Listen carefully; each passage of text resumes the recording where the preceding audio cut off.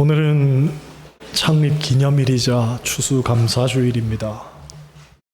교회적으로는 가장 기쁘고 감사한 날입니다. 그런데 지금 우리네 삶을 들여다보면 감사가 쉽지 않은 것도 사실입니다. 코로나로 인한 건강의 위협은 늘 우리로 하여금 긴장 상태에 있게 만듭니다. 장사하는 분들은 하루 종일 우두커니 자리를 지켜도 손님 한 명을 구경 못할 때가 있다고 합니다. 회사에서 월급이 제때 나오지도 않지만 그나마도 회사가 폐업하지는 않을까 전전긍긍하는 이도 많습니다. 작은 교회 목사님들 중에는 대리운전을 하고 우유 배달을 하고 공사장에서 막노동으로 생계를 이어가는 분들도 허다합니다. 이런 소식을 들을 때면 늘 가슴이 미어지지요.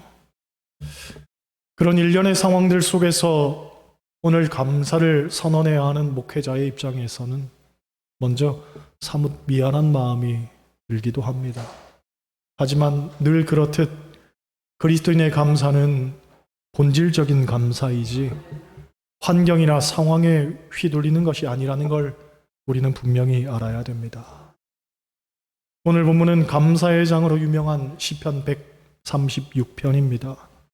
시편 136편은 26절로 구성이 되어 있는 장인데 감사라는 말이 26번 매 절마다 나옵니다. 신학자들은 그것을 가리켜 감사의 일상화라고 부릅니다. 매 절마다 감사라고 권면하듯이 우리는 매 순간 하나님을 향한 감사를 잊어서는 안 된다는 겁니다. 데살로니가전서 5장을 보면 우리를 향한 하나님의 뜻 세 가지를 가르쳐 줍니다.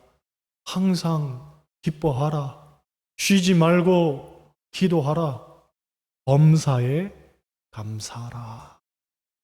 여러분, 감사는 범사에 하는 겁니다. 특별한 일이 있어서 감사하는 것이 아니라 우리의 일상과 삶 자체를 감사해야 합니다. 물론 그 삶이 힘들고 고되도 그것에 매몰되어 사는 것이 아니라 그조차도 감사로 바꾸며 사는 것이 그리스도인의 삶이 되어야 한다는 말입니다. 사실 우리가 그리스도인으로서 당연히 감사하는 생활을 해야 한다는 걸 알면서도 감사하지 못하는 이유가 어디에 있겠습니까? 몇 가지로 살펴볼 수가 있습니다. 먼저 지나친 소유욕 때문입니다. 오늘날 대부분의 사람들은 자기의 삶에 만족하지 못한다고 합니다. 왜냐하면 소유에 있어서는 항상 나보다 더 많이 가진 사람과 비교하면서 살기 때문이라는 거죠. 지금 내가 가진 것이 충분히 좋은 것이고 가치 있는 것이어도 소유에 있어서만큼은 어느덧 더 좋은 것들을 바라보면서 내가 가진 것을 가치 없는 것으로 만들어 버린다는 겁니다. 예수님의 비유 가운데 달란트의 비유가 있습니다. 주인이 먼 길을 떠나면서 종들에게 각각 1달란트, 2달란트, 5달란트를 맡기고 갔습니다. 그런데 1달란트 맡은 자는 땅에다가 그것을 묻어두었습니다. 왜 그랬겠습니까? 여러 가지 이유가 있겠지만 그 가운데 하나는 비교했기 때문이라는 주장이 있습니다. 다른 사람에게는 2달란트를 주고 또 다른 사람에게는 5달란트를 주었는데 나에게는 1달란트 밖에는 주지 않았다는 거지요. 그래서 낙심해서 실망하고 땅에다가 그것을 묻어두었다는 겁니다. 그런데 1달란트가 얼마만큼의 가치를 지니는지를 우리가 계수해 보면 깜짝 놀라게 됩니다. 왜냐하면 1달란트의 가치는 당시 장정 한 사람이 약 20년 동안 받을 품삯에 해당하는 액수이기 때문입니다. 성경학자들에 의하면 1달란트는 20kg에서 40kg 정도인데 보통은 34kg 정도를 친다고 말을 합니다. 금 한 돈의 무게가 얼마냐면 3.75g입니다. 그러니까 34kg이면 약 1000배나 됩니다. 요즘 시세로 금 한 돈이 25만 원인데 1000배면 약 25억이 되는 거죠. 주인이 1달란트를 맡겼다는 것은 25억, 엄청난 금액을 맡겼다는 얘기입니다.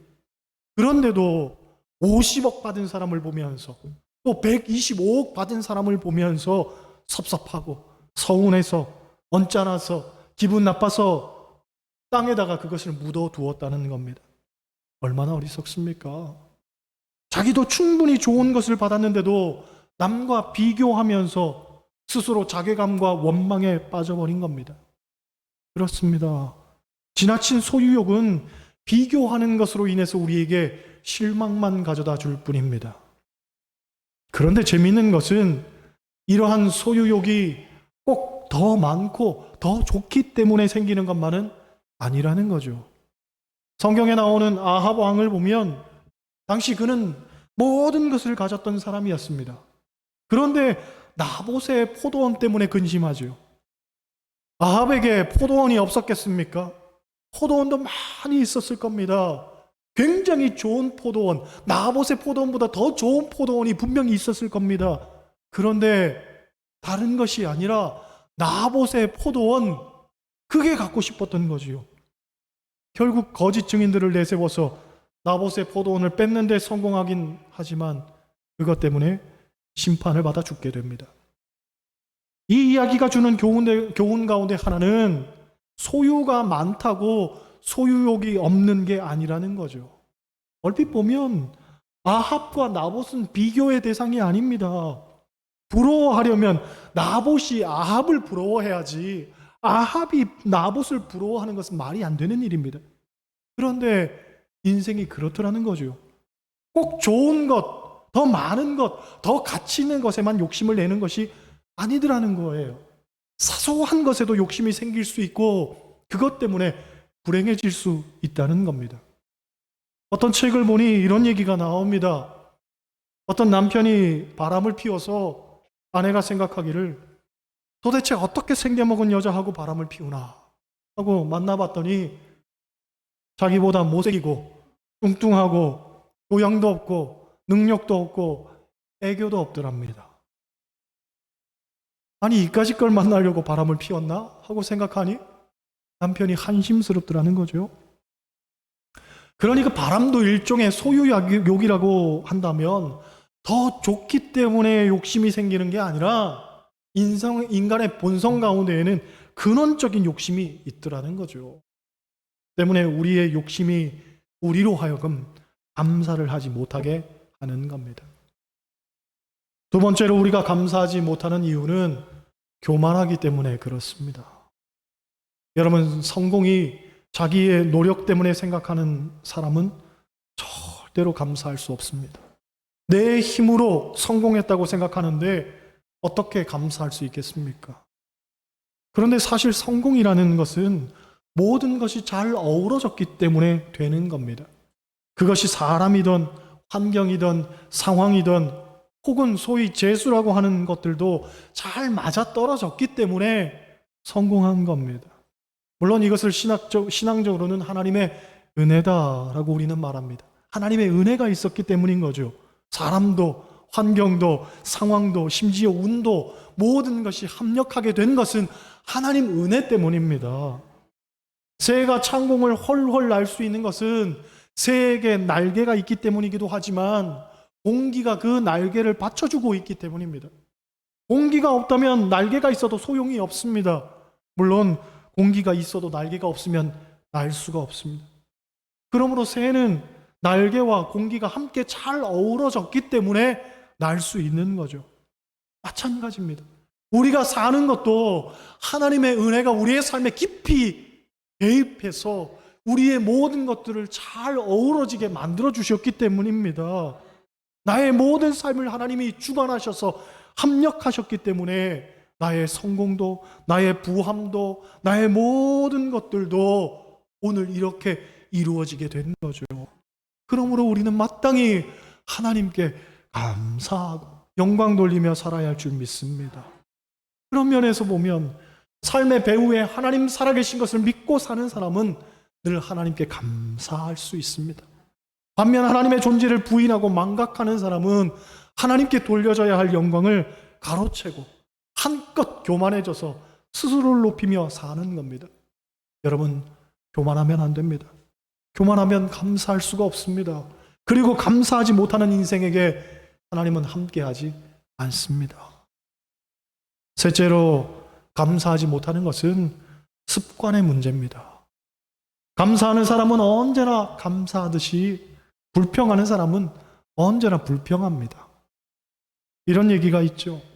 어떤 불평이 많은 쥐가 있었습니다. 이 쥐는 항상 고양이에게 쫓겨다니는 것이 불만이었습니다. 그래서 하루는 하나님께 따져 물었죠. 하나님은 왜 나를 쥐로 태어나게 하셔서 평생 고양이에게 쫓겨다니게 만드십니까? 나도 고양이로 태어났으면 좋겠습니다. 그랬더니 하나님께서 이 불평 많은 쥐를 고양이로 만들어 주셨습니다. 그런데 고양이로 살다 보니 개가 무서워서 견디지를 못하겠는 겁니다. 그래서 이번엔 개로 만들어 달라고 했죠. 하지만 막상 개가 되어 보니 호랑이가 무서워서 어쩔 줄을 모르겠는 겁니다. 그래서 이번에는 호랑이로 만들어 달라고 했습니다. 그런데 호랑이가 돼 보니 사람이 무서워서 못 살겠는 거예요. 때문에 나도 사람이 되고 싶습니다 하고 하나님을 졸라서 그렇게 사람이 되었습니다. 하지만 안타깝게도 사람이 되고 보니 암이 무서워서 못 견디겠는 겁니다. 무슨 세상에 암이 그렇게 많은지, 간암, 위암, 폐암, 골수암, 피부암, 대장암, 유방암, 갑상선암, 난소암, 자궁암, 소외암, 기타 등등 암이 270가지나 되는 거예요. 아무리 생각해도 자기는 암에 걸려 죽을 것만 같았습니다. 그래서 하나님, 암이 무서워서 사람으로는 못 살겠어요. 그랬더니 하나님 하시는 말씀이, 너는 뭘 해도 만족함이 없이 쥐새끼처럼 이리저리 빠져나갈 궁리만 하니 그냥 쥐새끼로 살아라 했다는 거죠. 그렇습니다. 불평하는 사람은 뭘 해도 매사에 불평만 하는 거예요. 넷째로, 어떤 사람과 함께 하느냐도 감사에 있어서 중요한 기준이 됩니다. 즉, 감사하는 사람과 어울리면 감사하게 되지만 부정적인 사람과 어울리면 감사를 할 수가 없습니다. 이스라엘 백성이 가나안 땅을 정탐하고 난 다음 10명의 부정적인 말에 60만 명의 사람들이 휘둘려서 불평했습니다. 결국 모두 다 가나안 땅으로 들어가지 못했죠. 사실 그들이 광야에서 체험한 기적과 이적들은 그 누구도 경험할 수 없는 것들이었습니다. 홍해가 갈라지고 매일같이 구름 기둥과 불 기둥이 그들의 삶을 인도합니다. 배가 고플 때에는 하늘에서 만나와 메추라기가 내려오고, 목이 마를 때에는 반석에서 샘이 터져 나왔습니다. 이런 하나님의 역사가 매일같이 그들과 함께 했는데도 불구하고 하나님의 살아계심을 믿는다면 가나안에 못 들어갈 이유가 무엇이겠습니까? 그런데도 이스라엘 백성들은 부정적인 몇 사람의 보고에 휘둘려서 불평하고 원망만 하다가 인생을 불행하게 마친 겁니다. 안타까운 일이죠. 여러분은 부정적인 사람에게 휘둘리지 않기를 바랍니다. 부정의 결과는 뻔합니다. 아무것도 되는 게 없습니다. 제가 삶에서 얻은 교훈 가운데 하나가, 사람들과 함께 음식점 갔을 때 첫 숟갈 뜬 사람이 어떤 말을 하느냐에 따라서 음식 맛이 좌우되더라 하는 겁니다. 첫 숟갈 뜬 사람이 어우 맛있네, 진국이네, 그러면 뒤이어 사람들도 아니 맛있다, 이 집 맛집이구나, 그러면서 서로 맛있게 먹습니다, 음식을. 그런데 첫 숟갈 뜬 사람이 짜다, 야 짜, 조미료 냄새도 많이 나는 것 같아, 그러면 다들 한마디씩 하는 거예요. 그러게 말이야, 예? 이 집 영 틀렸다, 예? 맛이 없어, 그럽니다. 아니 내 입맛에는 딱 맞는데, 저는 너무 맛있게 먹는데 먼저 그렇게 한마디 내뱉어 놓으면 말을 못하는 거예요. 그리고 그날 점심은 맛도 없는 음식을 사 먹은 걸로 되는 거죠. 여러분, 기왕 사 먹는 거 맛있는 음식 먹어야 될 것 아닙니까? 그런데 맛이라는 것도 결국은 주관적인 것이기 때문에 누군가의 평가에 휘둘릴 수밖에 없습니다. 맛있다고 하면 같이 맛있어지지만 맛없다고 하면 역시 같이 맛없어집니다. 모두의 입맛을 맞출 수는 없는 거예요. 근본에 추수감사절에 떡을 하는데 어떤 분이 저에게 이야기하더라고요. 목사님, 떡 하실 때에 기정은 절대 하지 마세요. 기정은 절대 하지 말라는 거예요. 그런데 제가 제일 좋아하는 떡이 기정입니다. 기정은 안 했습니다. 그래서